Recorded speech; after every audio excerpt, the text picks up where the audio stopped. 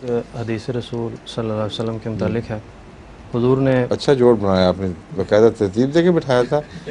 قرآن کے سوال کرنے والے پہلے آئیں، پھر حدیث والے ہیں، پھر شاید رواج کے متعلق آ جائیں لوگ. فرمائیے.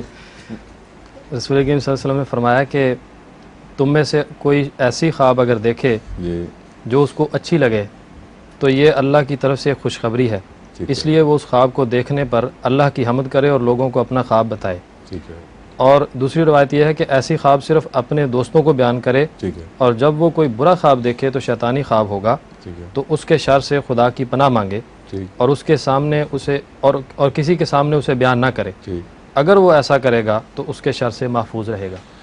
یہ جو روایت کرنے والے کے الفاظ ہیں اس میں کچھ احتیاط کی کمی لگ رہی ہے مجھے، کیونکہ اگر اس بات کو اسی طرح مانا جائے جو حدیث کے الفاظ بتاتے ہیں تو یہ مطلب ہے کہ اللہ تعالیٰ کی طرف سے کبھی بھی انذار نہیں آتا.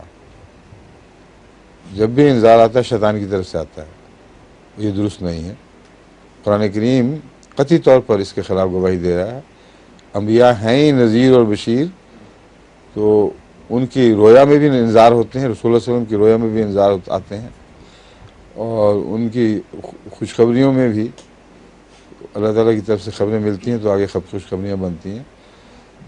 تو یہ کہہ دینا یہ الفاظ غیر محتاط ہیں. دراصل حضرت صلی اللہ علیہ وآلہ وسلم جو فرما رہے ہیں وہ یہ بات ہے کہ نفس میں سے بہت سے ایسے گھنونے اور ڈراؤنے خواب اٹھ کھڑے ہوتے ہیں، اور یہاں شیطان سے مراد نفس ہے. ان سے خام خواہ ڈر کر اپنی زندگی کو ہلاک کرنا ٹھیک نہیں.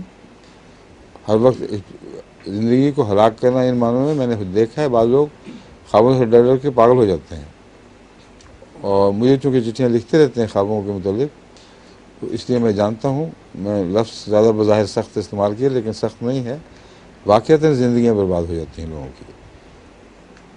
حضور صلی اللہ علیہ وسلم سہارا دیتے ہیں، فرماتے ہیں کہ تم خام خواہ اپنے ڈراؤنے خوابوں کو اتنی اہمیت دو کہ پاگل ہی ہو جاؤ.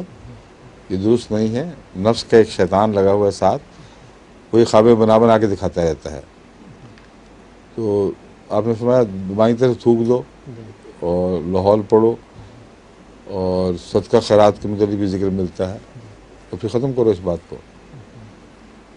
پھر خوابوں کے بعد بعض جو اللہ تعالیٰ کی طرف سے انذاری رویا ہوتی ہیں وہ الگ مضمون ہے. وہ روزمرہ کی عام جو اضغاث احلام ہیں ان سے مختلف ہوتی ہیں. ان کا انذار اول تو لپٹا ہوا ہوتا ہے ایسے کلام میں کہ عام آدمی کو سمجھ بھی نہیں آتا بعض دفعہ، اور وہ جو اہل علم ہے ان کو پہچان ہوتی ہے. اس کو شیطانی خواب نہیں کہا جا سکتا. سمجھ گئے؟ ظہور مہدی آخر زمان